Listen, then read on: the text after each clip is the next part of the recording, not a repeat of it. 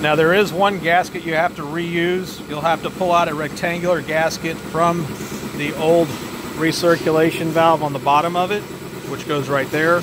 But that just goes onto that mounting piece. It's pretty easy to match it up and you'll be okay. Alright, we're going back on with the mounting plate. It does send you 4 bolts, new bolts that go on that fit that mounting plate. Apologize about the compressor in the background.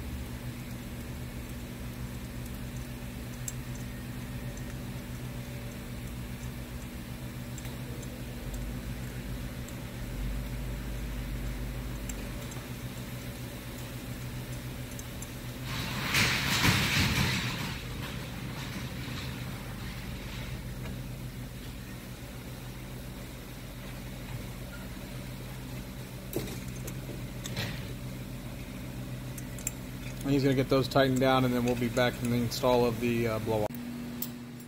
Alright, so we got the mounting plate finally tightened down. You have to use a small stubby wrench to do that. There is a small little O-ring gasket, and then the blow-off valve has a spring clip that has to get in there, and it's a pretty tight fit, and it takes a lot of pressure to squeeze that in there, but that's what holds it down.